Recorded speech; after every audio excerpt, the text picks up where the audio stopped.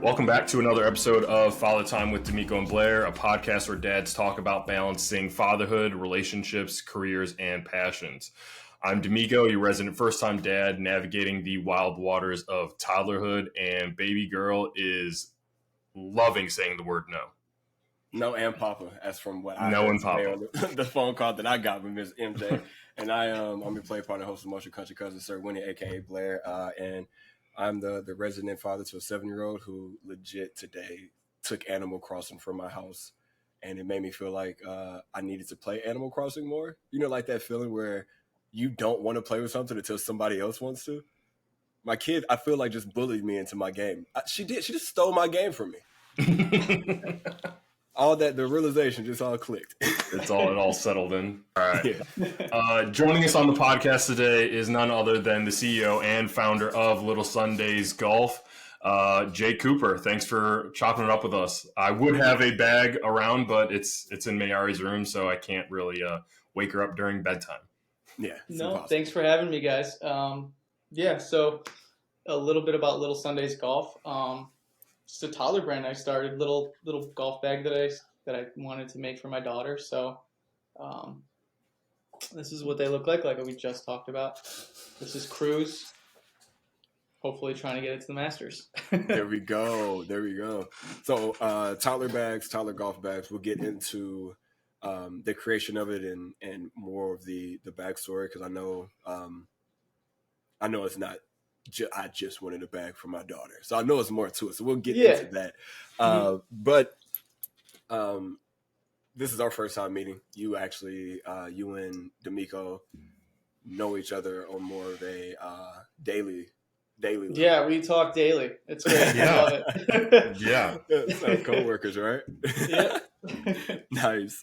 Co-workers turn into friends. Co-workers turn into Shout friends. out the company that pays the bills, but I won't name drop them. We're not name dropping nobody that's not name dropping us. So with that being said, he kind of told me a little bit, like a small conversation that we were going to give you as a top 5 besides the fictional fathers, but I can't wait to get into that. But for right now, Sure. The icebreaker that we give to all of our guests, Jake, who are your top 5 fictional fathers? All right, top 5 fictional fathers. I've been working on this list. I'm not a big TV show guy or movie guy. I mean, I once was, but I think ever since having a child, I spend less time watching TV, doing other stuff now. So top list, not in any order. 1, I'm going to go with Jay from Modern Family. I think everyone says Phil, but Jay, the grandpa, he's just got that wisdom that he passes along to everyone. He's navigating more than one relationship. He's got his own. He's got his daughters. He's got his son.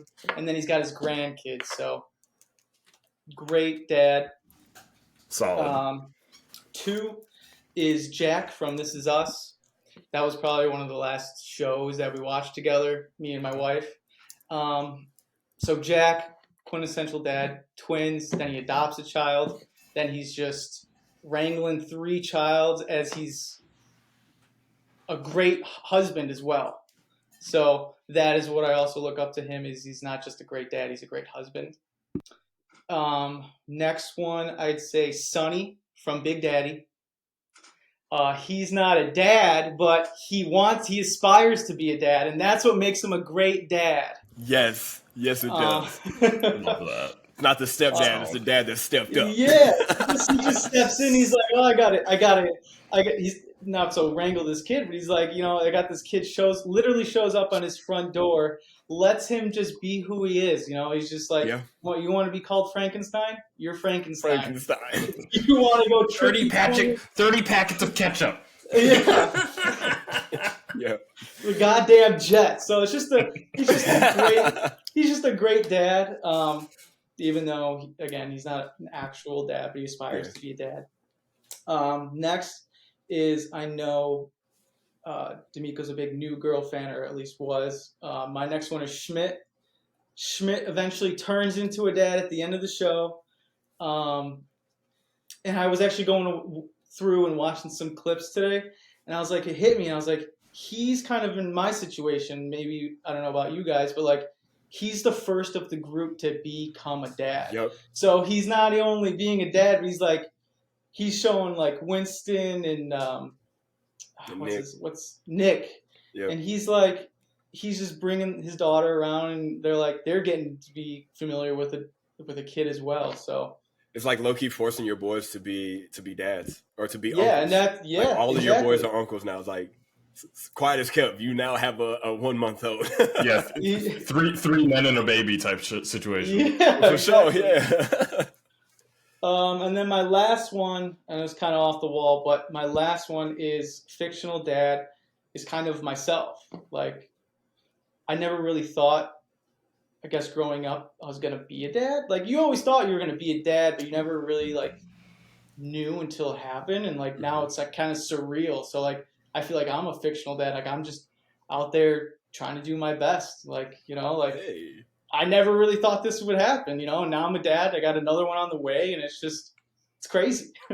What? Yeah, Congrats, bro! Breaking news! Breaking news! This just in. This just in. That's awesome, man! Congratulations, bro. Do you know the gender of your baby, the new one? No, not yet. We did the first time, and then now this one we're gonna let it be a surprise. So not a surprise to you guys. So all right. So someone knows it's not the doctor, right? I mean, just the doctor know. I don't know. Damn. Yeah, so, but we don't know. I love that. I think. I mean, I'll probably talk to my wife about this. Like, I had my daughter right before the wave of doing the whole celebration to let people know the sex of the baby. Yeah. And I've seen it in the last 7 years, and every time I'm like, dog, I swear, if I have when we have our kid, I'm gonna have a homeboy drop out of the sky and so we're gonna go crazy for somebody to be like, yo, we're buying you blue socks instead of pink socks. Yeah. What was that? My golf bag. All right, so we're gonna have a recap video, and I can't wait to throw this in the recap. Well, it's like my golf bag's falling. It's got my clubs in there. I'm like, ugh. I'm surprised you didn't get up and get those. No, I saw his soul jerk for a second, but it had to come back to him. I thought baby girl was in the room. I was like, oh, did we have a tumble? Guest. We got a guest. It's my third baby. My golf clubs. The third baby. The first baby. Yeah, I was like, that's my first baby. God damn it. I picked them golf after the kid. Yeah. That's a solid list. You had told me, you kind of hinted towards that last pick, and I interpreted it a different way. I was like, oh, it's the version of the dad that we think we are, or the dad we thought we would be when we found out our wives were pregnant or our partners were pregnant at the time. That idea of what we would be. I'm still, when I think about parenting Mayari, I'm already fast forwarding into her going to college in University of Oregon, hanging out with Uncle Blair over here. I'm imagining that life, but we haven't even gotten to kindergarten yet. So this nigga can barely walk, bro. You saw me, I was tossing up alley-oops to her. She was dunking. My little, I keep it a buck with you. Baby MJ gonna be the toughest MJ coming out the city. I put my stamp on it now. Before you kind of talk more about your list, if you want to, there's two people on that list that I don't know if this is more of an indication of you or just other shows you were watching at the time. But Sonny and Schmidt. Schmidt's development as a character to get to be the dad was insane. We saw the super sexist version of him running out of the bedroom because he heard somebody say fallopian tube to legit talking about the statistics and the youths coming to break into his house. You damn youths! Are you the statistics? Are you the youths from the statistics? So, and then Sonny, like you said, he wasn't a father at all. He was just thrust. This baby showed up at his door. So, how did you feel when your partner kind of came to you and was like, "Hey, we're pregnant, or I'm pregnant, and you're a dad now"? So, was it a sudden rush? Were you the Schmidt? Were you the Sonny? Where were you at on this journey of top 5 fathers list? Ooh, like where was I? I don't know. I mean, when it happened, I still, like I said, I still can't believe I'm even a dad. It's just crazy to me. So like, it still just blows my mind that I'm just leading a child. And I think like in Schmidt's journey, you see him evolve, and I feel like that's. I'm not speaking for you guys, but I feel like that's all of us. Like we're all just growing and like growing into the men that we're going to be in the future. You know. That's like that's wicked. That's like really really wicked because I saw myself that same way. Not to say I was like a womanizer, but I definitely was like a player. I thought that I had it all. I was a Subway foot long in a bag of chips for a long time in my head. so so I thought I was God's gift for a long time, and then like you said, the journey of parenthood and all this. I think that's why God is a woman, and I think for sure karma's real because I did not have a daughter by chance. I had a daughter because I needed to be slowed down and I needed my eyes opened. That is something that I've been told a lot when my friends started having kids is like, hey, you're having a daughter because you wilding out in these streets, and this is God's way of like, hey, guess what? You got a baby girl now. You were trying to get all the pants. Now you got to protect one versus all the dicks. That's just a big That's a fear. That's a fear of mine that my daughter's gonna like boys or girls. I don't want her to like nobody. Stay in the house, be a nun, just live with daddy for forever. I know that's not real, but please. Yeah, it's just crazy. Like when you first get pregnant, like when my wife first got pregnant, like you don't know the gender yet, and you're just like you're either anticipating. Like me, I was like, oh, it's gonna be a boy, and then you find out it's gonna be a girl, and I was a little bummed at first, like not like to be real, and I was like, and then we had Elle, and I'm like, dude, this was the best thing I've ever happened to me. Like I love this little girl more than anything in my life. Yeah, you don't know what you don't know. Yeah, it's crazy, and then you look back at pictures and like you see like your pregnant wife, and you're like, I can't believe this little thing was in you. You know, like I can't believe this is. You're talking to me. Yeah. Where I was talking to you, like did you talk? Did either of you guys talk to the belly? Like when the baby was kicking in there. A little bit. Now we do that now too. Where like I'll be like, Elle, kiss the baby. She'll go like listen to the baby. She'll like kiss mom's belly and like put her ear up to it. So it's pretty. Yeah. It's cute. Did you, bro? Yes and no. I would get self-conscious about it, but I just found like kids just narrate your day. Just tell our child about your day. And I was like, all right. And I got out of my own head. Like there was that initial like insecurity of like, I feel like I look ridiculous right now, but I like sat and I was like, no, that's my child. Like, oh yeah, be cool with this. And so I will look ridiculous for my child on a daily. Exactly. Like right now, I have zero problem looking ridiculous. Ridiculous. Sure. But yeah, talking to Kate's belly and then doing a lot of karaoke. That's why I think Mayari will be musical. You guys did a lot of karaoke? Yeah, we were just always singing because Kate is big into singing. Okay. So like yeah, she'll play the ukulele. Like this baby girl is gonna be musically inclined for sure. That's it. Yeah, I used to read Penelope to Penelope's mom's belly all the time. I would read like ESPN articles at the end of the day. It's like, so LeBron James, the greatest basketball player that's ever touched a ball, dropped 37. Wow, that's crazy. It was real fun. What would you say you like as far as inspiration? Like, what do you pull from your top 5? Do you pull anything specific or any scenarios that you'll be like, oh, Jack from This Is Us would do it this way, or Jay from Modern Family would do it that way? Do you pull anything from those top 5? It's funny you say that because I was reflecting on my list as I wrote it down today.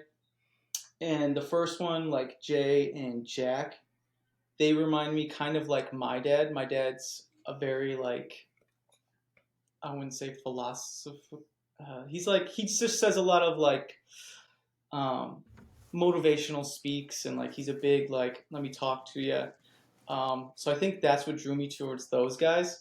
And I actually have a book where I keep quotes, because good quotes that I see either through the internet, Instagram, or anything, kind of motivational quotes.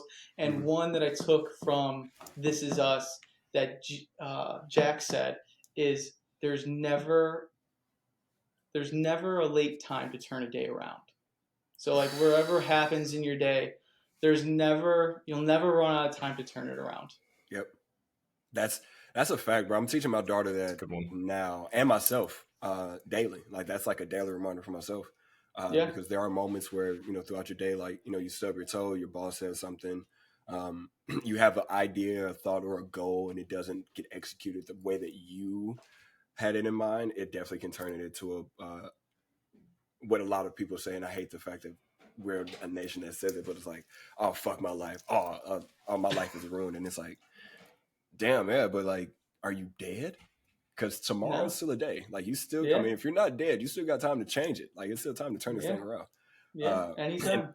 I said that today to a girl at school, at the barber school. And I think because I'm older, I'm like 33, and the oldest other person there is like 24. That's not an instructor. So when I say things, a lot of the people there are like, oh, the elderly wise man. And I'm like, you the old black guy. I was like, I am. I'm like, I need to stop talking here. You guys are going to think I'm just like some black wise man. They gonna start calling you Pops. They call me Unc a lot. I'm like, bitch, I love it. I got cousin vibes, if anything. I'm not an uncle to nobody. There's actually, I've got a coworker that I call TT, and one of our other coworkers is like, aren't y'all the same age? And like, she's only a year older than me, but she just the way that she was introduced to me was from another TT, and I was like, oh, that's my other TT. Like that's how I saw it. But yeah, probably more cousin vibes than TT for sure. Jake, where are you from originally, man? South suburbs. So I grew up in Lamont, Homer Glen. Illinois? Mm-hmm. Oh, okay.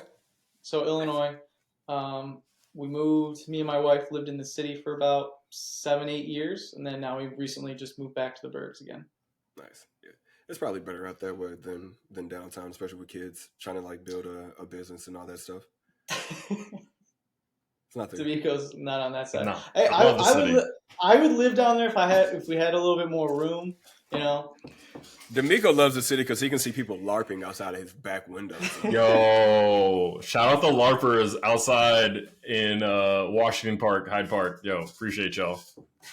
Mad entertainment. Oh wait, daily entertainment. I love it. The dedication, I swear. So your background, as I'm just taking small peeks, I see a course, and of course I see that beautiful navy and orange hat. Yes. Are we all diehard Bears in here or? Diehard Bears. So I collect a lot of vintage Bear stuff. So that's kind of what's all in there. Okay. Yeah. What course is that over your shoulder? Pebble Beach. Good God. So I haven't played it, but we went there, we stopped, and we had lunch one time there. So I saw that and I had to put it up. I feel like a lot of those things are like myself. I've been to Bandon. I've not played Bandon, but I tell people I've been to Bandon. It just sounds subtle name drop. Yeah, it sounds like Bandon Dunes out here in Oregon is like one of the USGA courses that they have the like prelims going into. So it's like really fun. Like the place is nice. It's off the coast. But I'm not playing it. It's too expensive. Yes. My game is not there. I think it's $115 green fees. Okay. That's pricey. Yeah. I mean, it's pricey for a dude who's going to lose $95 worth of balls on the first. That's the base. You're going to lose at least that much money. That's not including cart, any snacks or anything. All that to make sure that I can make myself feel good while I'm losing $95 worth of balls. So yeah, it's a time. Whenever I go golfing, it's a time. What got you into golfing, bro? And what got you into because again, you touched on it. You were saying that you glossed over. I wouldn't say you glossed. You're like, I made bags because for my daughter. Yeah, I'll talk about it. Yeah, but it's more to it. So kind of explain to us and the people the story behind Little Sundays. Yeah. So I've been playing golf since I have this picture in my office of me and my dad. So, like I was telling you, I grew up in Chicago, grew up 5 minutes down the road from Cog Hill. Cog Hill is where they played the Western Open, and now they call it the BMW Championship. Yeah. Um, Went there for 18 years up until they got rid of it there. So like I was there when I was in my mom's stomach still. So like I went for 18 years in a row.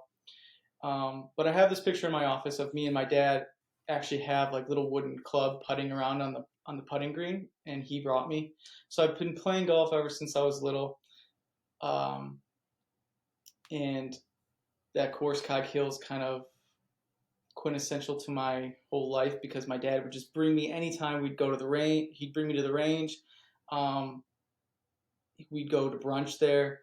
In the winters, they have, I think they were on like the golf course that started like heated bays. So they had heaters. So we'd go there in the winter. We'd go there. We'd get a hot chocolate. We'd get a hot dog. He'd take me during the summers. We'd go ball hawking there. So like it's just been a part of my life ever since I was a child. Um, and that's which I think is why that's why I started Little Sundays. It was that time between me and my dad that we just got to spend, whether that was, like I said, doing all those things or going to play golf. And that was just a big moment. Those were big moments for me because I got to spend time with my dad. And that's kind of what I wanted Little Sundays to be. It wasn't just a bag, but it was a meaning of this is something I like and I want to introduce you to it. Um, Knowing that I don't know if Elle's going to play golf when she gets older, but at least I'm giving her the opportunity to. Yeah, for sure. So I wanted her looking up when she was born. I was like looking up bags, and I don't know if you ever seen those little like plastic toys, like little toddler ones, and I'm like, this just doesn't have the aesthetic that I'm looking for. So I went through and I was like, I need to find her something, and I couldn't really find her anything. So I was just like, I'm just gonna make her one. So I just bought a sewing machine and started making bags. Hold on, so you never knew how to like sew or anything? You just like learned this on the fly? Yeah, I just bought one and figured it out. The skills people learn during the pandemic. Bro, my uncle always told me if you are a problem if you see problems and don't find solutions. This man saw a problem and created the solution. Yeah. Bravo. That's awesome. I love it. That's really sick, dude. I mean, I'm a huge fan. Like Jake gifted me a bag for Mayari when he found out that we were having a baby, and I mean, yeah, it hangs in her nursery, and it's my favorite. Like it brings the whole nursery together, and we'll, yeah, man, it's a great looking bag, and I want one for me to match, and yeah, I'm really excited to see Mayari start playing with them a little more now that she's a little bit more mobile. Yeah, now for the last year it's been decoration. I'm excited for her to just play around with them. Yeah, and that's what I've noticed a lot actually is like the bag. Typically, people that we've sold them to, the bag will stay in the nursery, but the clubs that come with it, they just love dancing around with them. Like they just whip them around. So people just, it's just they either are hitting little golf balls, and it's just kind of an introductory to golf. So yeah, it's definitely like if you want your child to not like do the things that you were doing, but we all want to be able to enjoy our hobbies and the things that we were introduced to as children or things that we loved as adolescents. We want to introduce those things to our children, and it definitely is like it's a good way to do it because it's it's fashionable, obviously, so it looks good for all parties. You're not the dad lugging around extra clubs in your own bag where it's heavier, so and it gives them a sense of belonging. They can see daddy doing it, and they're out there with you. So it's so many different things that come with that one-on-one time, that parent-child time when you're on the course because you're there for so long. Yeah. What was one of your, I guess, favorite memories since you started Little Sundays? Like whether it be your first sale or somebody reaching out to you, like a president or some shit, like what was it that made you, I guess, kind of fully understand that like I'm here and this is a space for me? Yeah, so a couple crazy things. The first sale so right now we're only selling on Etsy, but we have a website and stuff that are in place, which I'm growing towards. The first sale, like when I first started the Etsy, I was like, I don't know, we'll see if we can get some sales. This is when we're first starting. The first person to order their daughter's name was Eleanor, which is mine. So I was like, well, that's crazy. To have someone your first order is the same name as your daughter. Yeah. And awesome. then as we kept going, we had Max Homa's wife purchase one of our bags, so that was just insane to me. It's still surreal. I can't believe it. And then I had the producer for Full Swing reach out to me on Instagram and had bags made for Jordan Spieth, which also crazy. Whoa! Former past Masters champion. Yeah, so he's definitely winning the Masters now because the little Sunday's back. Come on. Yeah, man. And it's just surreal to me to think that like those bags can be potentially used. I'm speaking into fruition that they're going to be used at the Masters, so that's just crazy to me. And like so with the operation, my dad helps me make the golf clubs, like the wooden golf clubs it comes with. So I'm like, it's just crazy to me that something that me and my dad, that he helps me with, could be used at the Masters. Like, what's gonna be your initial reaction if you see? I'm gonna say the full three.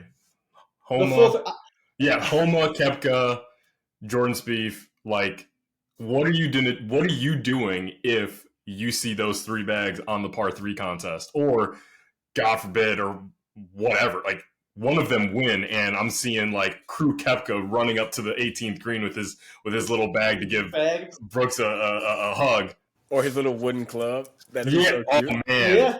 Just I don't even know. I don't even like. I would just be my jaw would be on the floor. I would just want to. Do you take that following week off of work? If so, let me know so I can make sure I cover for you. I don't know because like my wife. I know I mentioned this to De'Meco, but my wife was like, I had on the Etsy account like, your inventory is like 1,000 bags, and she's like, you should probably change that because you're not going to be able to make 1,000 bags if that happens. And I was like, okay, yeah, you're probably right, because otherwise I would be taking a week off of work. I would be like, he'd be asking De'Meco to come help with the production. Like, yo, you're hired. You're hired. Yeah. So you kind of touched on it, Jake, with your dad. What is your favorite memory with your dad growing up that has kind of influenced you to be the man or father we see here sitting in front of us today? Yeah, my dad is just. I think he's just a heart. If you are to ever meet my dad would be like, I worked for, I think he always says like 25 years, and I only had 4 weeks off of vacation. Like, he's just a hard working man. He owned his own welding shop, and I'd go with him on Saturdays. I used to be like a janitor for my dad, so I just would work. I'd clean up. I'd do the janitor stuff, and then he'd also teach me how to weld and do stuff like that. So I've always been with my dad, whether that be golfing, working. Back when I was younger, I'd play baseball too. So like we'd go from working to going hitting the batting cage, or like I said, going to practice. So just learning that work ethic from my dad has just been amazing. Does Elle help with the production of the bags, kind of mirroring that origin story of you working with your dad to now Elle working with you? She does. She's a big, so like in sewing, things I've been learning as sewing these bags, you got to have like clips to put the fabric together. She loves those clips. Every time I'll go down there. That's why I sew in my basement. So I'll go down there, and she just comes down there, and she'll walk over to me. She's like, clip, clip, clip. And then I've got to give her all my clips, and she just takes them and she puts them all over her shirts, and she just sits there and stares at me. It's just beautiful. Look at this art. Yeah. But it's funny is down there, I have where I work. I have one of those like children bounce houses, Oh yeah. and so she'll turn that on while I'm sitting there sewing. And I'm like, I think I'm the only person to have a bounce house in their workspace. Just small things to a giant, nothing too big. That's kind of awesome, man. It creates and it's also like what you guys are doing. So Jake, what you're doing. Although how old is your baby right now? She's 22 months. Okay, so she's still very young, so she won't Mm-hmm. have like a full comprehension of at least this version of dad. Yeah. I mean, she will with this episode, but like knowledge wise, like she won't have memories of this. What is it that you are not expecting? Because that will be painful for all of us as parents. Never expect anything of your kid. But what are some of the things that you would hope your work ethic now and what you're doing, being a creative while also, working a 9 to 5 to make sure the secondary job can become a primary at one point.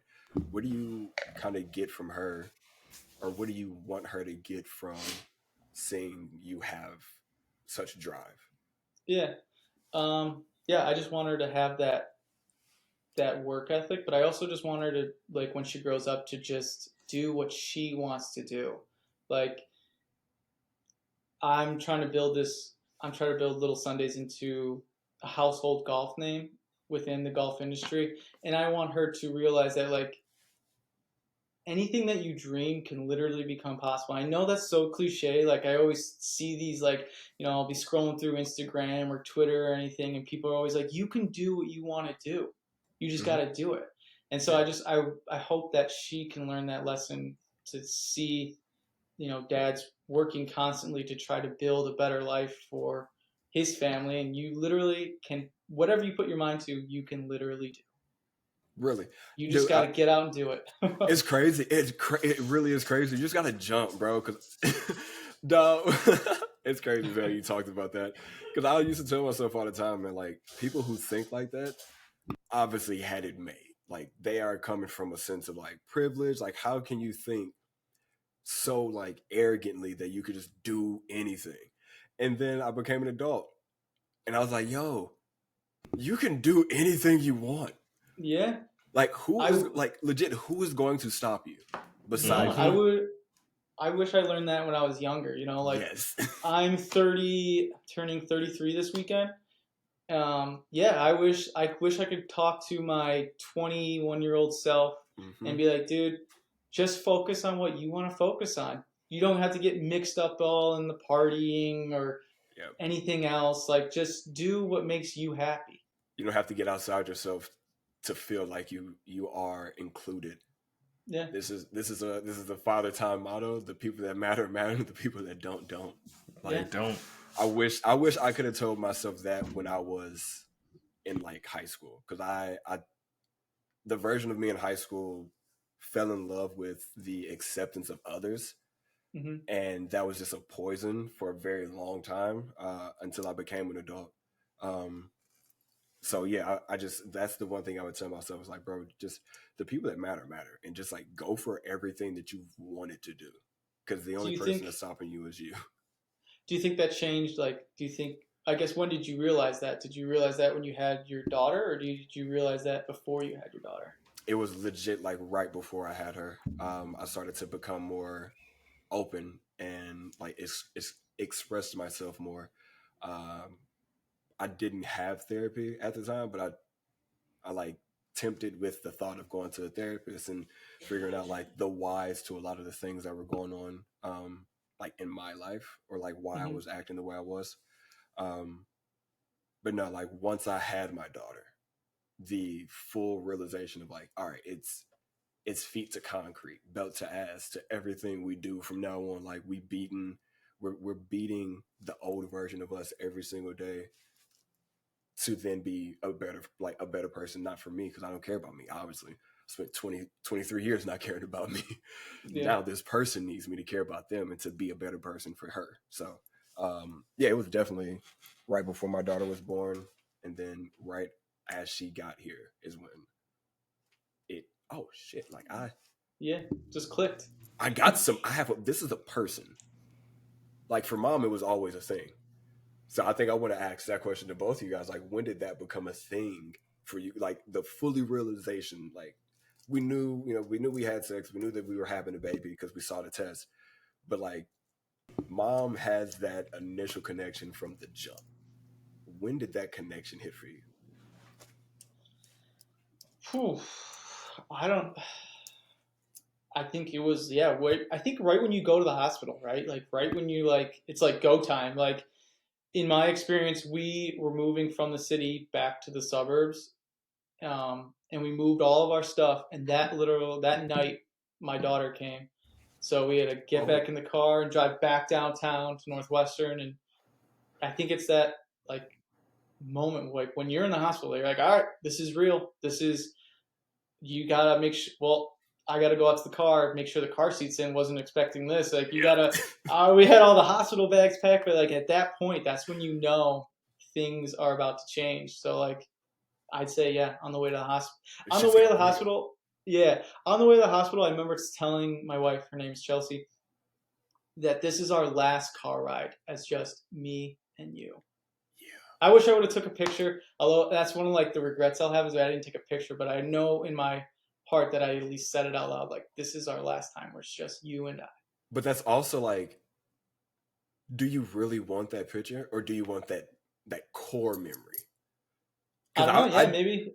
I didn't say that, but when Hannah, who is my child's mom, who's not my wife, when her and I were like, I was at work, I worked a double, and I was telling her like the whole day, I was like, yo, because she texted me, she was like, I don't think I feel too good. I was like, yo, if you need me to come home, like I was a server. I was like, I don't want to be here.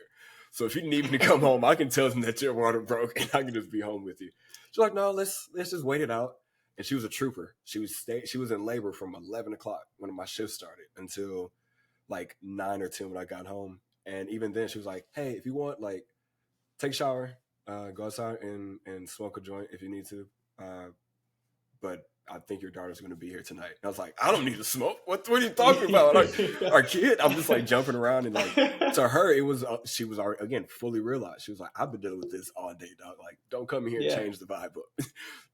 Take a shower, smoke, and then we'll drive to the hospital. And like the month before, I had just learned how to drive manual. So I'm like scared. I think I jammed it 3 or 4 times on the way to the hospital, just nervous as hell. And then we get there, and it was like the doctor was like, "Hey, so we're gonna take her upstairs. You guys might be parents today or tomorrow." And it was that moment. Legit, it was like in those moments, you're like, "Yo, it's no longer just me and you. Nope. We got a person to take home." And then, like we said in Patrick's episode. They told us we can just go home. Nobody gave us a book. Yeah, that's crazy. It's wild. Like I understand like the nurses and the doctors probably go through that daily. Obviously they go through it daily. Yeah, and you as two people are like, what do you mean you just go? You just walk out the front door? Yeah. You watch the videos, you do the testing or the seminars that they tell you to test and do all that stuff, and then they're like, all right, you can go home now. We need this room back. Yeah, like we need this $25,000. So, question for you guys: how slow did you drive home? Dude. I drove so slow. I was like, I'm a grandma. I'm in the right lane. Don't look at me. I'm like, I need that sticker. I need the baby on board sticker because I have a baby in this car, and we're probably gonna go 10 miles an hour home. For sure. De'Meco? I just had my foot off the gas. So Mayari was born during the wintertime. It had just blizzard. Like we had an induction appointment. They pushed it back because they were backed up because there was a blizzard. And so like we were nervous about getting to the hospital. Even though it's right down the street, like the roads were just going to be crappy. But yeah, just after a blizzard, my foot is barely off the brake. Like that's where my foot is. I'm just on the brake, hovering, and I wasn't going to go down Lakeshore Drive. I was just going to take side streets just to get home. And I was like, you can pass me. I don't give a single fuck. Like, go ahead, pass me. Again, I was driving a manual. Yeah, but to answer your question, Blair, like but yeah, it didn't hit me until Mayari was in the NICU, because since she was born like via C-section, I didn't know this, but like the contractions kind of signal to the baby it's time to start breathing air, because obviously there's no air in there, it's just fluid. So when they essentially evicted my daughter from her home, she took a giant gasp of air that she wasn't prepared for, and a little of the fluid got in. So like she had to be in the NICU to kind of make sure all the fluid was out of her system, and all that stuff. But I guess there was a test that they run, and she tested real low. Like she was a floppy baby. Like I was very, like, you have those thoughts of like, developmentally, is everything okay? Yeah. Like, is this going to be harder or just as I expected it to be? And that's when it hit me. Once I met her and held her, that's when it became real. Like, all right, you're here, you're okay, you're getting better. And then obviously just making sure Kate was recovering. But yeah, that it didn't hit me until after the fact. And kind of like a nod to The Office, like I wanted to get a Sharpie and mark Mayari's foot to make sure, like, don't steal my baby. Talking about when we're leaving the hospital, we walked to the front of the hospital, and the nurse that was with us, like, I guess it's a part of their training, they carry the car seat with the baby and bring it to the car. This nurse was walking so damn fast. Like, my wife just had a C-section. She wasn't in a wheelchair. She wanted to walk. And like, I'm trying to tell Kate, like, hurry up, because I don't want her to steal our baby. Like, I was just worried everyone was going to steal my baby. And I was just like, helicopter parent. Don't steal my baby, dude. Don't steal my baby. I know what all these babies in this NICU look like, and that's mine. Yeah, I drove with the hazards on home, and we lived, I think, 2 miles away from the hospital. Hazards on the whole time. Please. And it was good because her mom, and I mean, I say good. Her mom and her 3 sisters came, and then her dad was there. So we had like legit like a funeral procession of cars to make sure nobody got near the white car in the middle. It was just, I don't know, man. I was, if I could look at myself like while that was happening, I'd be like, bro, you don't have to be as, protective. She's gonna fall off the bed in 14 days, just so you know. Because within like a month of my daughter being home, she fell. Like, I don't know how she fell off the bed, because she was in between me and her mom, and we passed out. And then next thing I know, my daughter was on the ground. And I like look over at her mom, and she was still asleep. So I was like, don't say nothing. Yeah, she's all good developmentally though, guys. She was just playing. Y'all saw her earlier. She was beating the hell out of graham crackers to make cheesecake with me. So she's fine. Don't worry about her. She's good. Your baby needs to fall. That's a wild experience in itself. When like scary as hell. Point in time where like the child sleeps, and I don't know if your guys' babies when they were babies slept in the bed with you at all, but we went through a phase like that, and I was like, I can't roll over. I gotta sleep like a twig, like like I can't move, but I do want to sleep. So don't breathe heavy. Yeah. Literally, I slept like on the very far edge of the bed. I promise, just like this.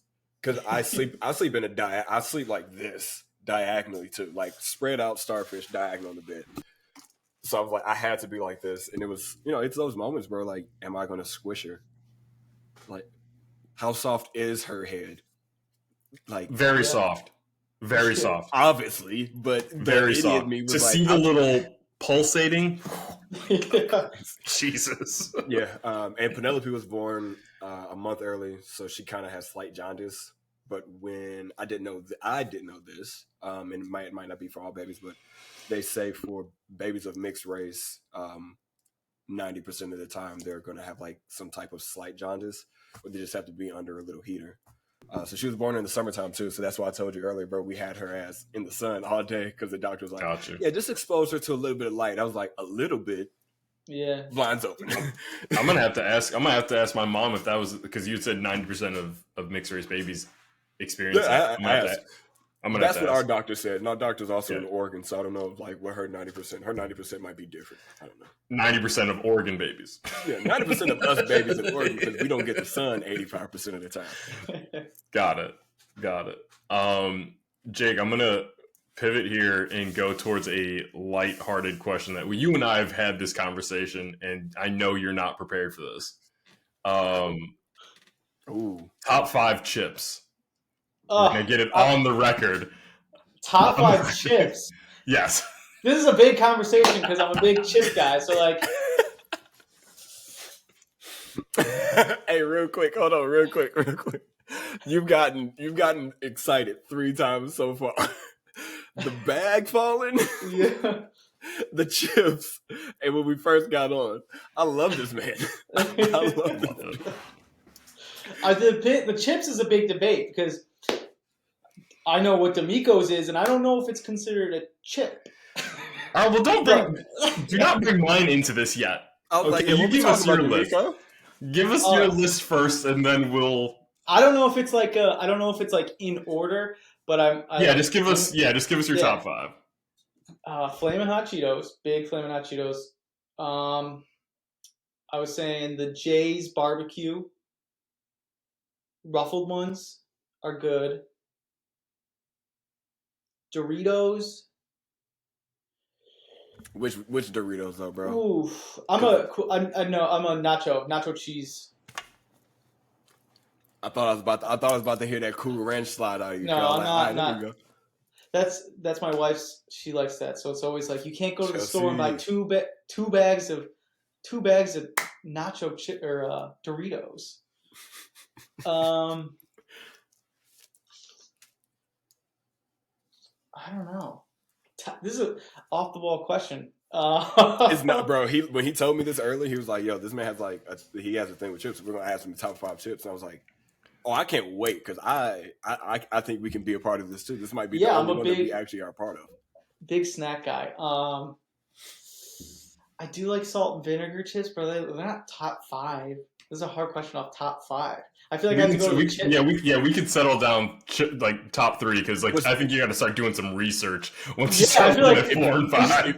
If you can get one more, we'll call it your Mount Rushmore of chips. Ooh. One more, let's say. Ooh. Who do you want to get sponsored by? That's really the question. I'm gonna say at the end Sun Chips because sometimes Sun Chips when you don't have them that much they just slap. Backhand. I just had what flavor? I had a bag of the sour cream and cheddar from Subway. Fire. Also, why am I eating so much Subway these days? That's the second Subway reference today. Yeah, it is.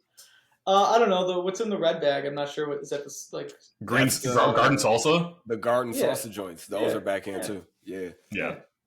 All right, for sure. Okay. All right, that was Jake's Mount Rushmore chips. That's kind of fire though, bro. I ain't gonna lie to you. So we'll do. I mean, like I said, this is gonna be one that I wanted to jump in and be a part of. So I think out here in Oregon we got a brand called the like Hawaiian, like Maui, like it's a sweet heat one.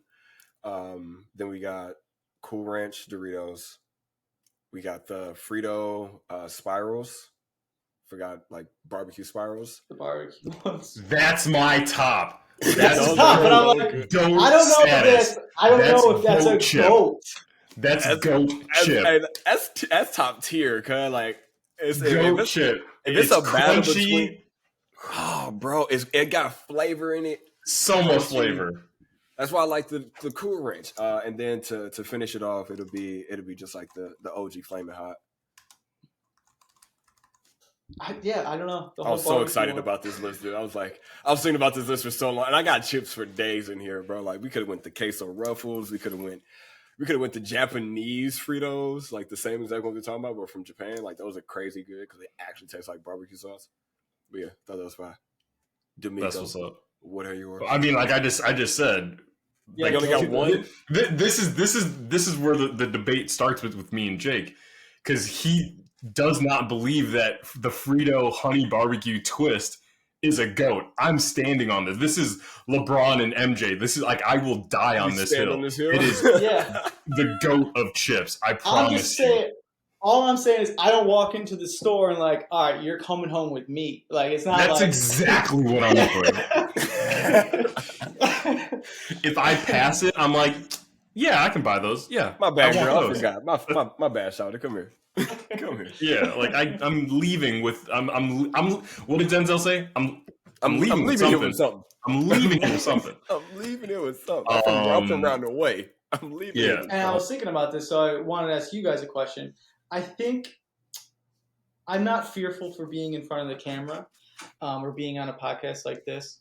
How do you guys?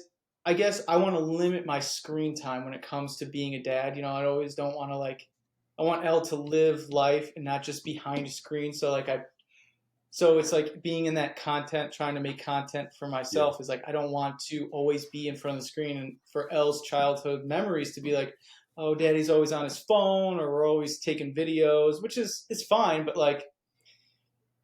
how do you limit that? Or how do you guys feel about limiting your screen times, or how do you guys think about that in general? Social media, because also when you're on your social media and stuff, you're opening yourself up to the world and your family. That's a great question. De'Meco, you can answer first. I think your answer might be shorter than mine. Yeah. You don't show baby girl as much as I show my kid. Yeah, that's obviously, that's a big one in this house. It does make it hard because I enjoy being on social media. I enjoy interacting on social media. And Blair and I, we talked about this. Like, you saw baby girl today during lunch and you're like, oh, or yesterday, you're like, I can see why it's hard for you to not post about your baby. Your baby's adorable. But as far as screen time is concerned, I have made somewhat of a conscious effort of, especially during the weekends when it's Kate and I spending all day. I'm like, hey, Kate, let's just no phones until after 12. Let's give her the full morning of just playtime and reading books, listening to music. We may have Bluey on in the background, but that's usually towards the end of the day. We may start the day with Miss Rachel or something interactive like that. But I noticed she would start reaching for my phone. But the only reason she does that is because we FaceTime Nana, we FaceTime Jeezy. So that's my mom and Kate's mom. So whenever she reaches for our phone, she's either saying Jeezy or Nana. So it's just because she wants to talk to them. Mm-hmm. So it's just finding that healthy balance for our family and kind of setting up some boundaries of all right, I try to limit my phone use away from Mayari. So if I need to do something post about the podcast, I'm behind the pillow or I'm walking to the other room. But yeah. For me, it was wild because I was a young parent and I didn't have a brand. So when I was posting when Penelope was a child, it was more just posting because, I had my shirt off and I was a single dad at the time. So I was trying to pretty much thirst trap girls with my baby. That's what I was doing. It was a very, very, very toxic dad at the time. But now as she's gotten older, I've gotten older. And I understand like you said, the pitfalls of the internet and what could happen and what could come from it. Penelope's face is limited on the phone. It's never on a reel or a post, a full post. They're usually just stories, either close friend stories or just stories that I know for sure are going to be gone in 24 hours. Are they on the internet for forever? Somewhere, yes. But for my mental stake and viewing pleasure, she's just gone after that day. But when it comes to creating content, my company's named after my daughter. So, making videos, shooting videos, editing podcasts, those are ways that I actually made a lot of our funds and revenue during the pandemic and pretty much a year and a half after she was born. So she's always seen cameras. She's always seen video equipment, microphones. She knows what the double setup is. She does not have any of those things herself. She has a little watch where she can call daddy and mommy. Mm-hmm. But I try my best to keep what is the family. Like my wife's not even on my page a lot. Like there's no, you will never be able to connect any of those dots. And that's like a very paranoid ex-drug dealer thing. I don't want anybody to go after my family to try and hurt me, right? So, and again, that's arrogant. I don't think I was even that big of a drug dealer for people to feel that way. But to tie it all back into a bow, my daughter sees and knows that the podcast is, daddy's outlet. It is a diary in a sense, and a portfolio for her to see the efforts that dad put in. So when I wasn't with you, it wasn't like dad was just fucking off, getting drunk, playing with people, or playing video games, or just fucking the world. Like, no, I was recording, making content to make sure that Honor Club Media, and now for De'Meco and his daughter, our family vibe actually has some substance to it when we aren't here anymore. So yeah, that's hard that's to tell, big though. that's big for me. And Blair, you kind of touched on it, like having that whole setup. Like right now, Mayari doesn't really she's not aware of anything around her, but like having it around in my head almost desensitizes her of not putting the phone or the camera on a pedestal of I'm doing it for the likes. I'm doing like there's the art and the work behind it of like, oh no, Papa's working. Like he's creating something. This is my form of art. Like Blair said, like this is my outlet. Is to create content, whether it be having awesome conversations with y'all or recording a video on the way to work or at work or whatever. Like, hey, this is my artistic creative outlet. I need to have that, especially if I can't play golf all day, every day. I need an outlet. So were you asking for more of the outlook of like the negative pitfalls that could come from having your children on the internet, or you being so into your phone that you disconnect from being a parent? Because I see a lot of hands out there in the world who do that, or who utilize their children as a platform. So their child is always in front of a phone because they want something from it. Yeah. I think it's just kind of a question in general, because I don't want, like with the content I make, I don't want Elle to be like the star of the show, right? I just wanted her to be like just there with us, and I think that's like the content I try to make is like, this is just kind of our journey of our brand, and like this is Elle with me. So like sometimes I make content of just by myself, in which I think we were trying to get to. Like I'm trying to get better at it. It's kind of all new to me. So it's great, bro. I want you to know this. I've looked at some of your content, like the one post bro posted of I think the one you were just doing for the Masters, or from Max Homa. I don't know which one it was. What did you repost? I recently posted the Jordan Spieth one. That's the one. Okay. When I saw that, and I saw that it was you, and I was like, oh, we're interviewing him. I sent De'Meco, I was like, tell him to mix the audio to where like we can hear more of him, and like the punching of the sewing machine, because people fall in love with more ASMR, and that music can just be in the background. And I'm like, what this man has going, because I didn't see you.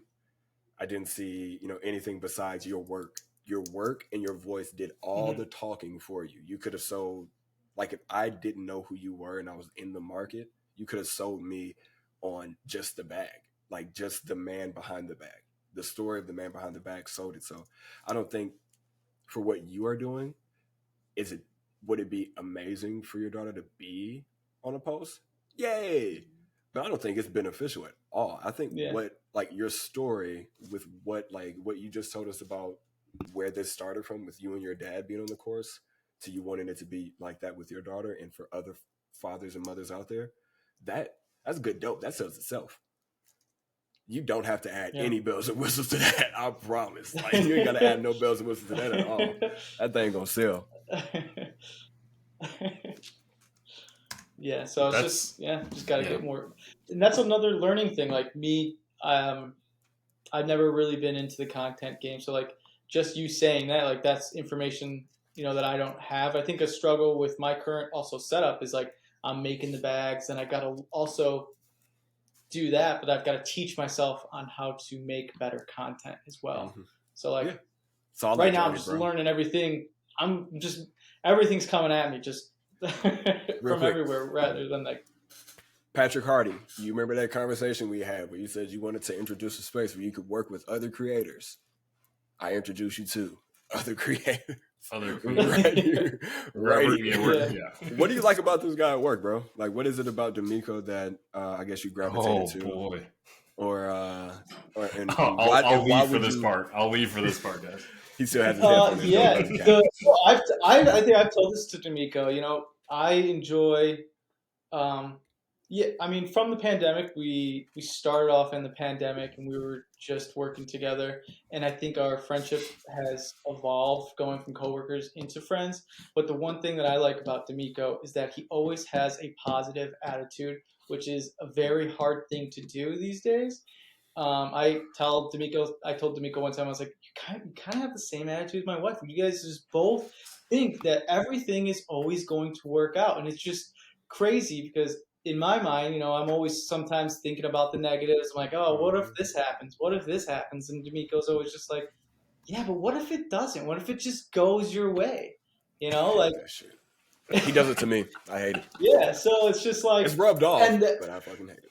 yeah, so like that, and that's how I try to change my thinking because I think a positive thinking is better, obviously, than a negative thinking. So it's just having. I also like when I have ideas, I spitball them to De'Meco, and De'Meco always just is like a hype man too. He's just like, you know what, that's a dope idea. You need to get yourself in front of the camera. You need to get yourself out there. And I'm like, I do, I know, and then it just gives me that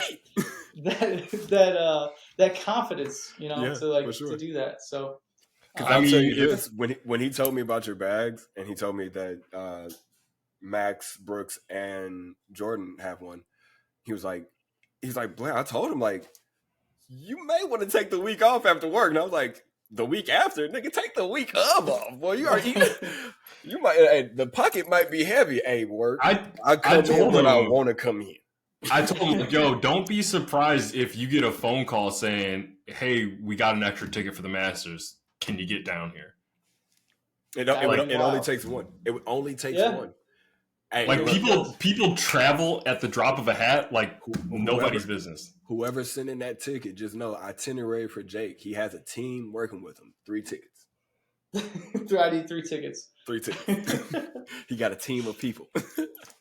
Are we talking about us, or are we talking about his wife and baby? His squad, his baby. His okay, I didn't know if we were trying to get because I was like, oh, then we might need 6 tickets. We might need more. We need more. We legit can't. We can't knock down the door at Augusta, cuz like we can't do that. We gotta let. Why can't we? Why can't we though? Augusta ain't like Rocket Mortgage. We can knock down the door. Why can't we? I'm gonna let you know how I see it. We gonna play it smart. Let Jake get in the door first, and then Jake just gonna leave it cracked, and then that's when we come. I'm busting through that door. Jake just gotta get his. Just let Jake have it for 1 year. He just need it for 1 year before we come in. I'm gonna get my product inside of at the Augusta Pro Shop, and just let him get in the Pro Shop first. With this, yeah, I'm gonna need 6 tickets every single year. We're gonna be just a walking billboard for Little Sundays. I'm thinking like if we go in like kids for you.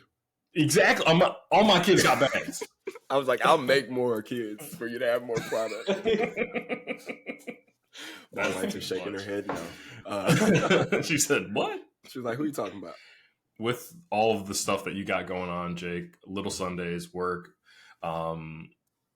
wife, daughter, baby on the way, how do you balance that guilt of saying no to things, whether it be like work things or social commitments, just so that you can have that father time, husband time, or Jake time? I wouldn't really say there's a guilt. I feel like I'm just like, this is my squad. This is my crew. I don't like I was saying earlier, I think I've just matured out of that. I'm just like, I know that I need to get my work done. I need to get my work done at home, and I need to be with my family and my business. So like, I guess I don't have a problem with saying no to those other things. Yeah. Because I'm so focused on the things that I'm doing. And I do realize that, sometimes it is good to hang out with other people and go do other things. So that's where I think the golf kind of comes in. Mm. But yeah, I don't know. How do you guys feel? Because I guess I don't feel any bad sort of way by not saying no to things. But and like I said, my past life, or my past when I was younger, I would have been like, I can't miss this. Yep. I can't Yeah, do this. We all had the same, and I think all the parents and all the dads who've come on here so far and all the dads that will come on here are going to have the same answer. Like, there is no guilt because family is family. Like, the people that matter. The crib is like, if the crib is safe and the crib is good, I know everything else is going to fall in place. One thing that I that I tell myself a lot is like, don't be, and I think I posted it today, like, don't be mad at yourself if you see positive change in yourself and you're doing things to change positively and people around you start to fall off. Like, that's not a me issue. I see that as a you issue. I would never have a problem saying no because I got to get to the crib. If I'm telling anybody, let me ask my wife it's cold for hell no. Dude, that's funny you say that because my mom brought that up to me the other day. She was here watching my daughter, and I said something. I was like, oh, I got to check with Chelsea. And she's like, oh, okay, check with Chelsea. And then I was like, when I say check with Chelsea, that probably means no. I'm probably going to not do that. Like, whatever you just said, that's a smooth, hard, solid no. I just want it means somebody no. else. I don't want you to be mad at me directly. Be mad at us as a couple, Yes. Or, you know what's crazy? Like, my wife has our schedule and then our podcast schedule is all in there. So this is what my schedule looks like. So whenever somebody asks me, like, oh, like, can you do something? I'm like, hey, I'm, like, busy. And they're like, you always say you're busy. I'm like, no, dude, like, I am. I got to know time. I'm busy, yeah. And then there's a kid in here somewhere, like a dog, a kid, something called me time. I don't know what that is, but it's supposed to be in there. I think this is me time now. I don't have me time because I have a podcast. We asked that question of all of our guests of like the balancing of that no, and I know that the answer will always be there is no guilt, but I think it's important for the viewers that we have to know you should not feel guilty about putting your family first. Like, remove that stigma of, oh, I'm going to the golf course to escape my wife. No. If that's what you're doing, I don't want to tee it up with you. Yeah, we gotta change. We gotta change how we say and view things a lot because there are a lot of people who are like they will feel bad or have a guilt, and I'm like, why? And to them, I gotta get money. Like things don't work if I ain't got money. It's like, bro, if your life is right, the chili's gonna come. Like, the money will fall into place if you're doing things right. Bro, Jake is doing things the right way. He is going to work, coming home with a beautiful wife, a beautiful kid, one on the way, and he's creating a business with his daddy. And they are now at the Masters, son. Like, stay at the crib, be boring. It's successful. Yo, I don't know how many times I gotta tell y'all dudes. Yo, tune in ESPN Wednesday par 3 contest. You gonna see Little Sundays. You gonna see, like, watch it. Watch them get a hole-in-one at the par 3 contest. And it'll be Max. It'll be Max getting a hole-in-one. And it'll be played for centuries in time, like for years to come. Yes. Your bag will be. All right, hold on. Sit in that, Jake. Like, for real, like, I'm a menace. I was telling my wife this. I manifestate a lot of shit, and I feel like if you want to be successful, you have to like envision that. Envision. I know. It's just 3. Your bag. 15 years from now, on the top 100 of the decade, it's going to be your bag. Yeah, I can't even believe you say that. Because, like, I would never even thought they are. The Masters plays those, it's going to be clips and clips. After clips. And clips. The Masters is the only thing ESPN talks about from March 1st, besides the draft, from March 1st until after the draft.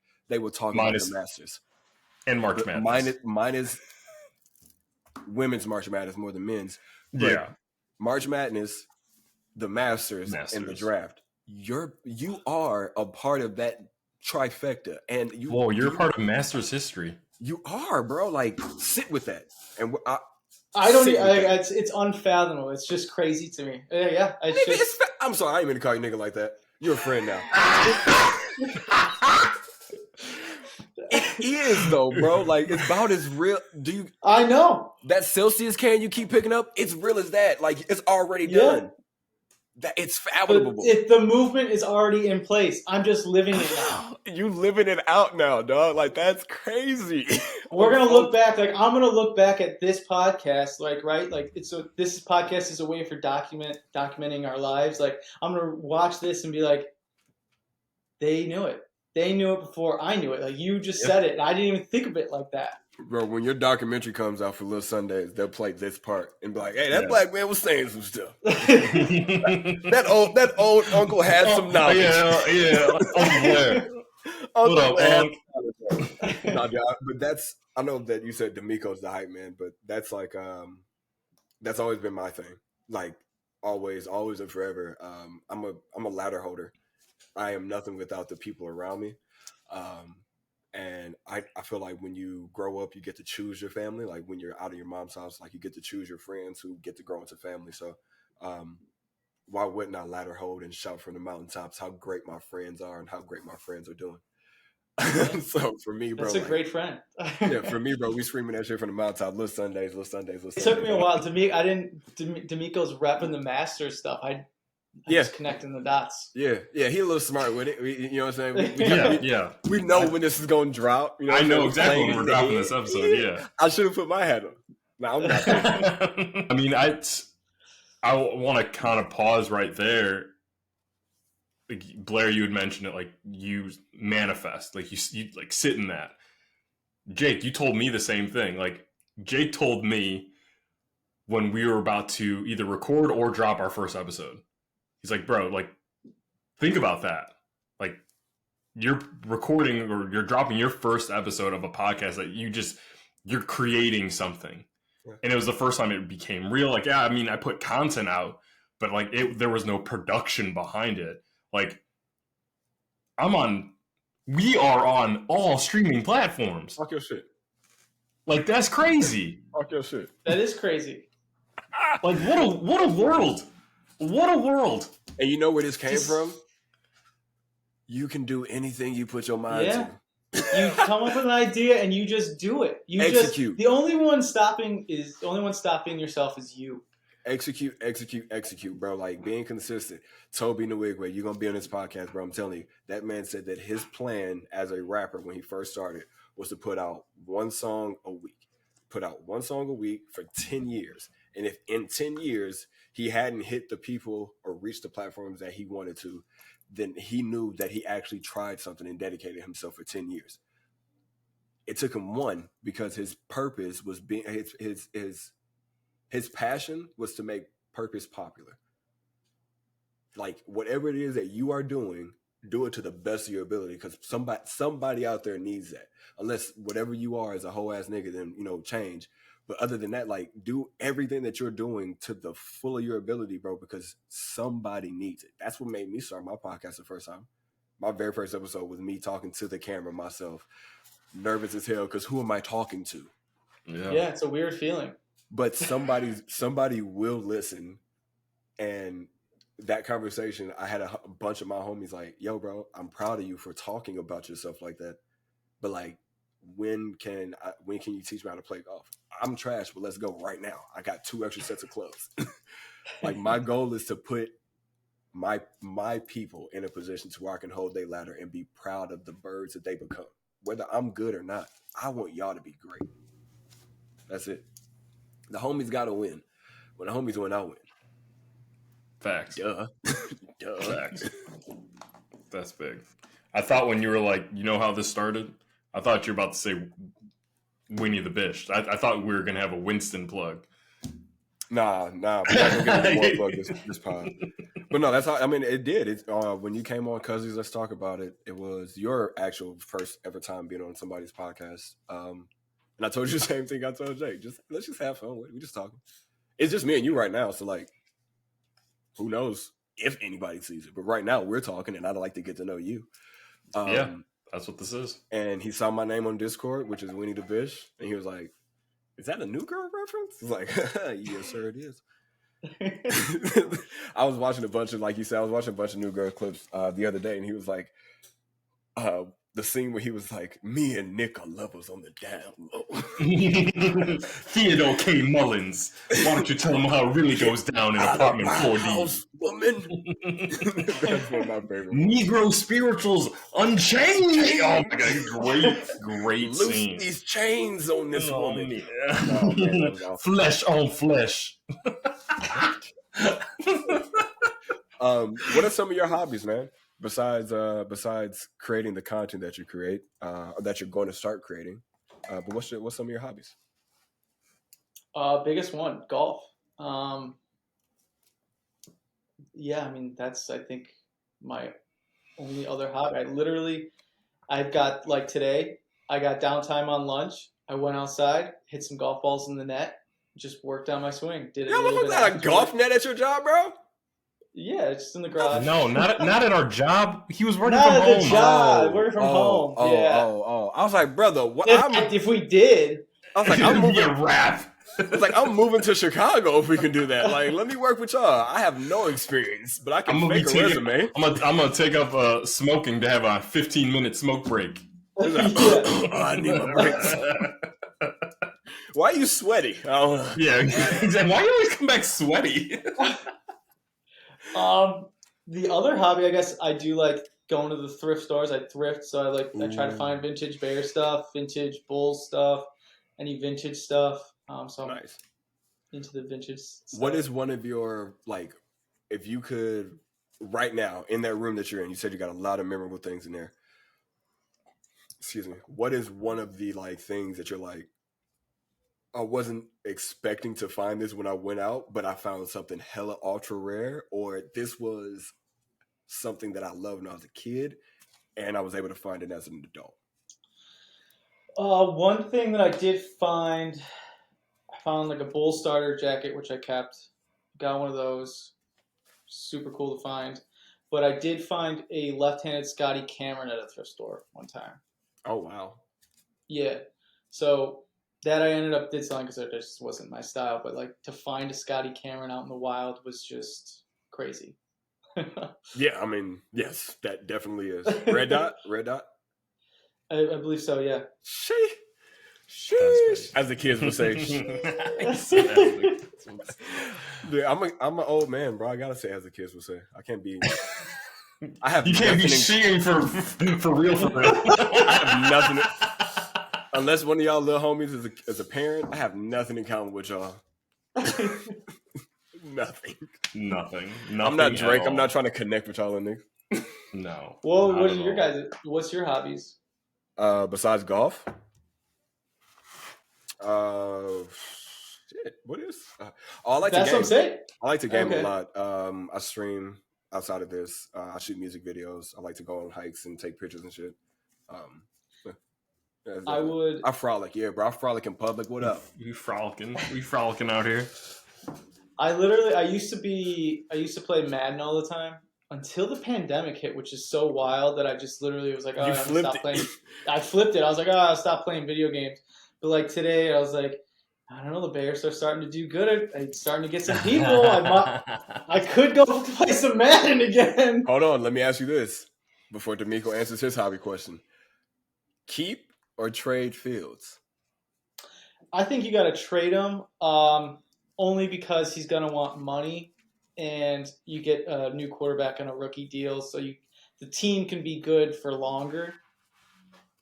Unless, like, next year, let's say Fields balls out and he's going to want like $200 million, and then you're stuck in being like Patrick Mahomes, or you're gonna be like the Chiefs or the Bills. I like Justin. He's good guy, good locker room guy. Is he the best quarterback of all time? No. As of right now, do I think he could blossom into something good? I could see it, but the franchise, the Bears, just hasn't given him the opportunity. And that's what they failed him. They failed him. Yeah. Four offensive coordinators in 4 years. And I was talking to my wife about this. Like, man, I feel the same way you do. I'm like, in my heart, do I want Justin to stay? Yes, because I feel like he's going to be a great player. Like, he can be a great player. Like, I mean, look at Lamar Jackson. I think Justin Fields is Lamar Jackson with more accuracy. He just hasn't had the time to throw the ball because he hasn't had the O-line. And that's my argument if we bring in Caleb. Like, it don't matter who the quarterback is, who the fuck gonna block for him. Yeah, we got to keep him standing up. So, but if we're gonna go for it, like you said, we're gonna reset the quarterback market. Let's go young, get Caleb Williams, and let's see what we can do with the 9th pick. Either get a defensive lineman or because that's what we need. If we're gonna get Caleb, we need Caleb and we need edge threats because we have done a lot. And I'm very, very proud of the Bears because I was 3 days ago. I was like, this is my last offseason as a Bears fan. I know. I literally thought the same thing. Like this past year, I was like, you know what? I'm wasting too much time watching the Bears. Yes. That's 2 hours a day that I'm just wasting. I'm like, And I'm going to stop angry. watching the game. Yeah. So I stopped watching the games, and I was like, I'm not even going to do that to myself. And then I was literally feeling that way on Thursday at work. I'm like, the Bears, they got no one. What happens if DJ Moore gets hurt? Who are they going to throw? We have no wide receivers. We're doing this all again? And then late last night, they trade for Keenan Allen. I'm like, stop doing this to me. Stop just pulling me back in. Legit. Stop. Really back. You know I want to be a fan of another team. You know it. And you just keep dangling that carrot. Like, oh, we got another receiver. Who's throwing him the ball? Blair, if you were a fan of another team, who you rocking with? The Ravens. Purple and black. I grew up playing defense more than anything. I was always afraid to get hit because I was so skinny. So I hit people, and I played with my head only. So I played like Ed Reed. I feel like I was smart. I caddied for Ed Reed one time. All right. Well, on next week's episode of Father Time, Blair will come back and screen. Yo, that's one of my favorite players of all time. Like Ed Reed and Deion Sanders. I could listen to those guys talk. I could I'll run through a brick wall for Ed Reed. Yeah, the Ravens would be the team that I'd root for. Young squad. I like their quarterback. And it's the culture that I like. They draft the players that they would draft as if Ray Lewis and Terrell Suggs were still around. They know who they are identity-wise. Even if they get new offensive coordinators, their head coach stays the same and their front office stays the same. DeCosta's still there.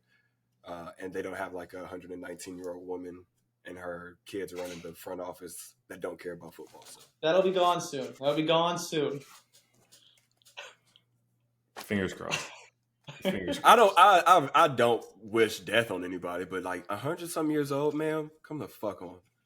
I finally saw a picture. I told this to one of my other coworkers. I was like, I don't even know if she's still alive. I think it's just conspiracy. Like she's just they're just saying that shit. I'm like, I don't see her on TV. I'm like, they're just saying it to keep the pressure on us. Yo, it's always the same picture of her circulating. Yeah. So tell us your hobbies real quick, De'Meco, and then I got another question about the Bears. Do you got more time? Like I know we're at an hour and a half. Do you got time? I'm good. All right, cool. De'Meco, what are your hobbies? Outside of golf, obviously. Yeah, outside of golf. I mean, yeah, just content creating, I would say. Like I'm always watching content, consuming content. It's an outlet for me. Okay.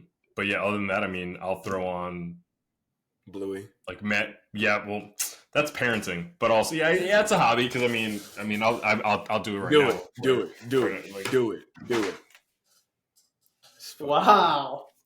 So yeah, and it's an A side and a B side, bro. Can you believe that? Shout out Bluey. You got to do it. I mean, like Elle's big into trolls, so like I'll rock with trolls. We're just a trolls family. I just runs around saying Poppy. And I'm like, the other day, I'm like, it's my birthday this weekend. But I was like, Chelsea, I think I want you to get me a Poppy balloon.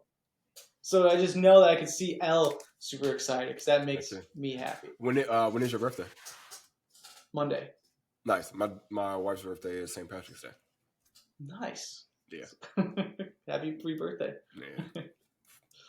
But going back, it looks like we're all of our hobbies are just golf because it's like we have limited time. I feel like you can. So I can legit map out 4 hours.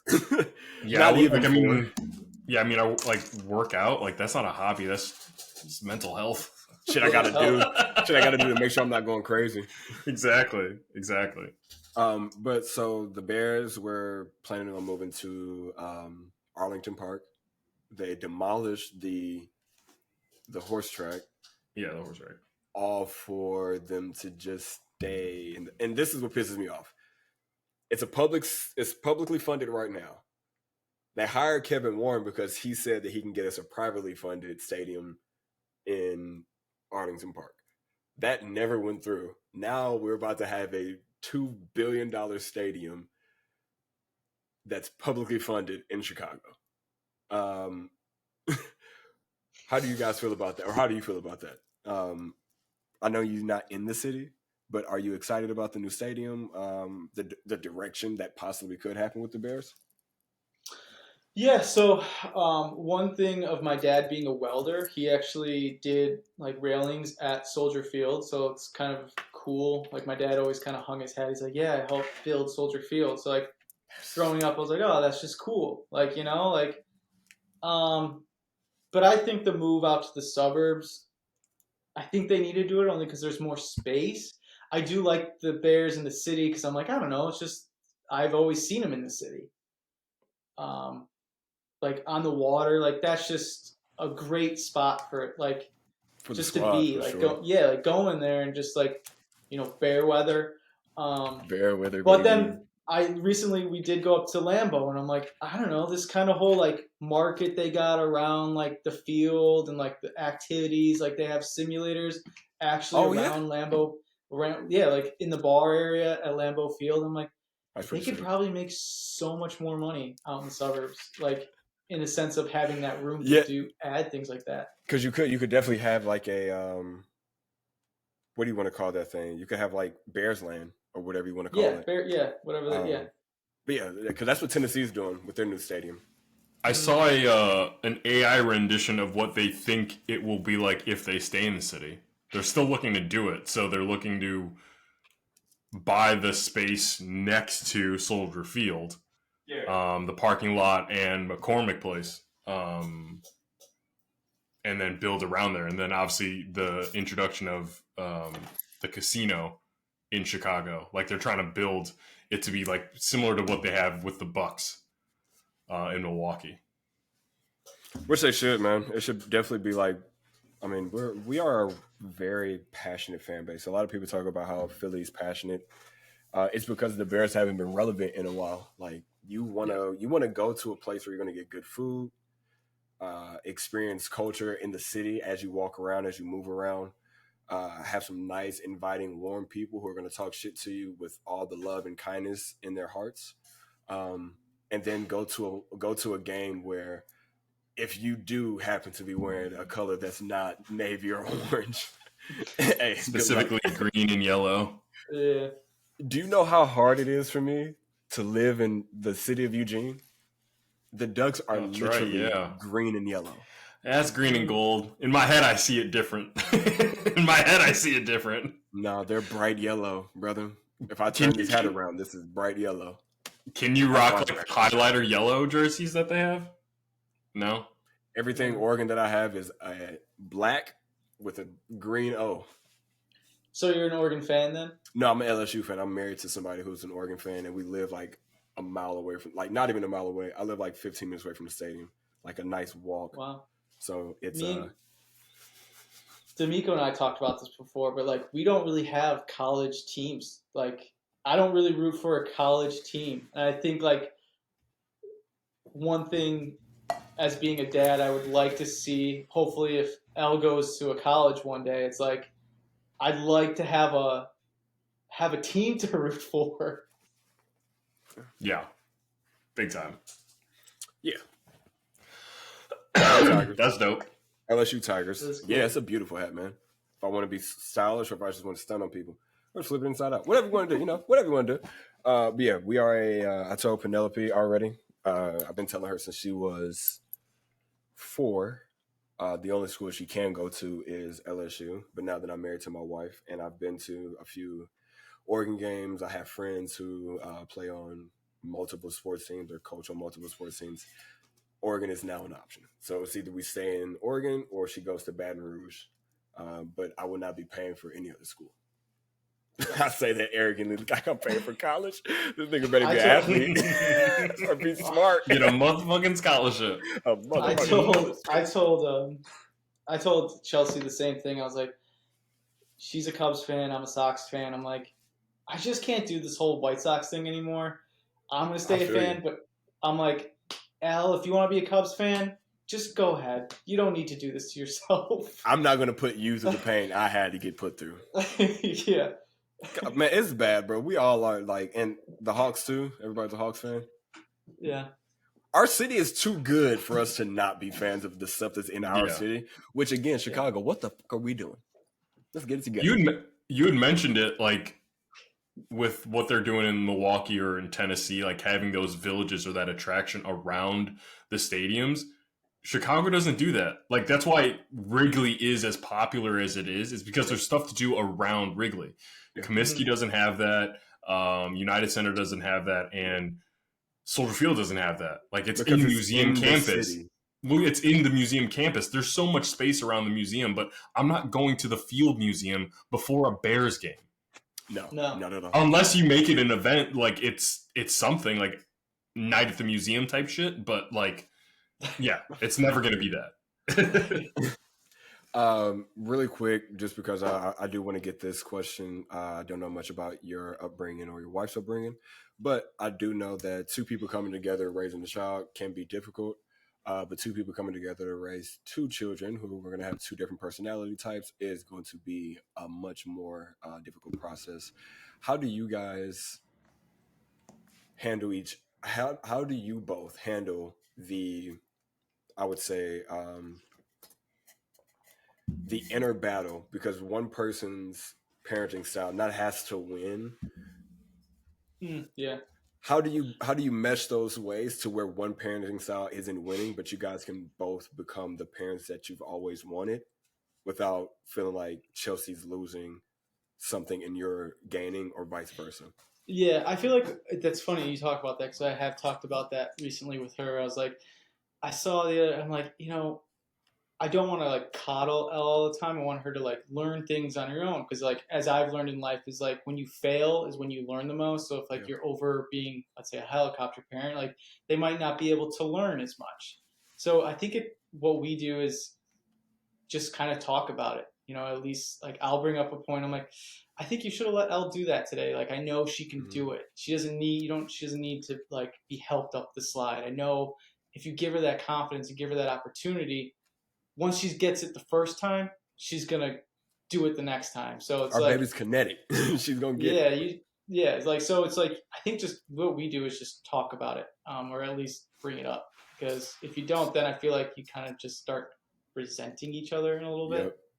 Having conversations by yourself without expressing those conversations can lead to detrimental situations. Yep. Yeah, it really can. I was talking to my wife about this. I was like, because a lot of our arguments. And my wife isn't my kid's mom, so this is just the woman who helped me become a better husband and a better father and a better friend.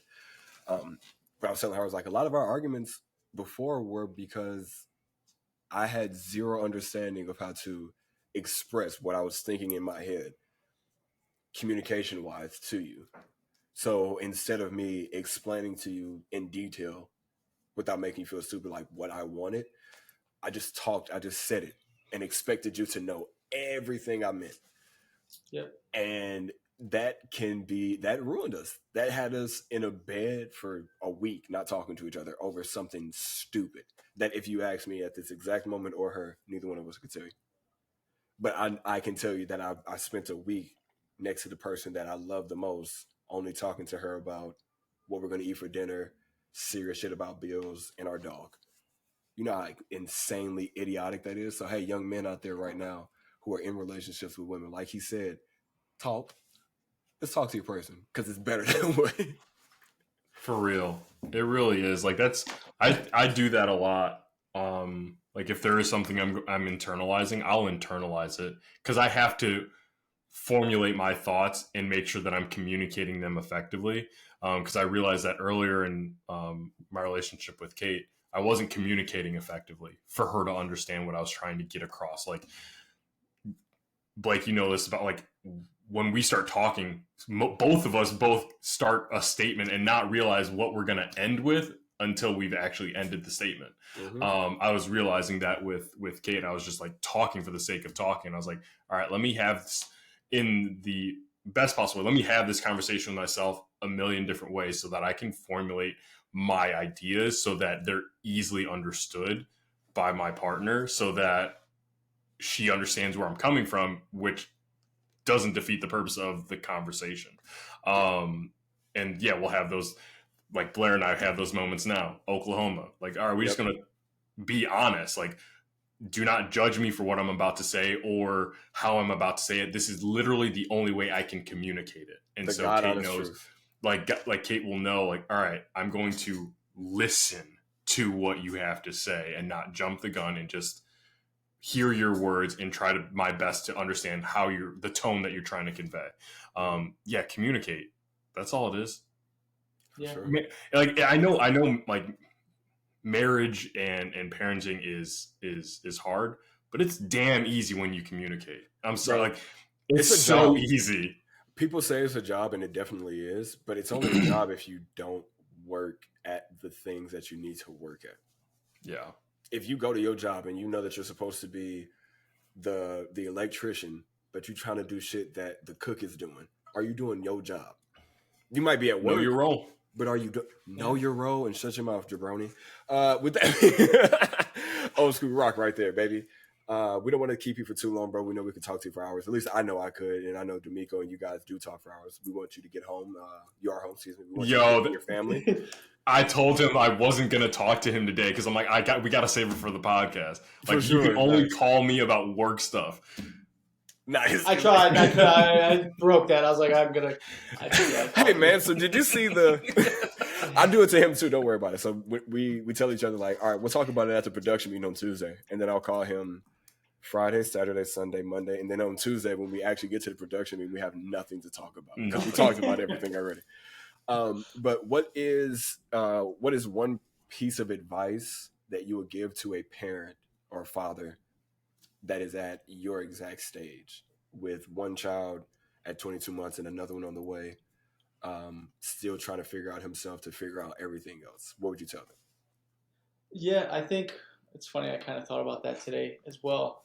And it's just be present, like I feel like just from me, I'm thinking like 10 steps ahead, or I'm thinking about work, or I'm thinking about my business, but like, you have to sometimes realize, and that's, I think, why I mentioned it to De'Meco one time when I said, like, enjoy the moment you have, like, putting out your first episode. Like, just enjoy the simple fact that, like, it might only be an hour I get to see Elle and do bath time and stuff before bed, but yeah, just be present in that moment, because that's the moments that you get. You'll never get back those moments. Yep. Elle will never be one again. Yeah. That's the shitty part. It's crazy. But it's like, I also think, like, you got to realize, like, we're also, like, it feels like they grow up so fast. Like, I can't even believe, like, Elle's almost 2. But, like, we are also growing just as quick. Yeah, think about how each one of us was vastly different just the day before we found out we were going to be dads. Bro, I legit was taking fat dabs and arguing with my kid's mom. And then the doctor... Bro! Okay, yeah, last thing, Jake. Who do you think we should have on the podcast for some much needed father time? Any dads that you think we should bring on? And don't that's a tough think outside question. the box, bro. We've had President Obama, Samuel Jackson, Denzel Washington, all the Rock, Dame Lillard, Schoolboy Q, Steph Curry. We've had all these as names, so we shooting our shot. A dad that you could learn from or let get on the pod. Yeah. And then if you had a specific question you would ask this dad, we'll ask this dad that question. Oh, he's got a pen. He's writing names. Yeah, I don't even know. One I saw the other day that what's his name? Jason Kelsey. He's a dad of 3 girls. Like, how is he navigating three girls? Like, they're probably all vastly different, I would imagine. Yeah. Like, how do you, like, I'm thinking about 2 kids, but having 3 kids? I got one. That's crazy as hell. You Yeah. crazy with two. You crazy.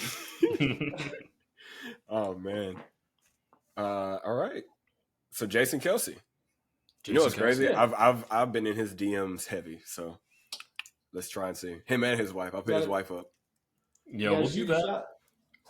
Shot. What's their podcast name? New Heights? Could you imagine a New Heights Father Time collab? New Father Time? Speak that. That's great. Talk that talk. Again, we putting everything out there to the world because she's going to give us something back. Well, we could have talked to Jake for hours, but we're going to let him go. We appreciate him and his family for allowing him some much needed father time. If you like what you see, make sure that you hit the like, share, and subscribe button. Listen to us on all streaming platforms or everywhere that you get your podcast. I am your play partner, host of Motion Country Cousin, Sir Winnie, aka Blair. That is my dog, De'Meco. This is Jake. Thank you so much. Make sure you tell somebody that you love them. Peace.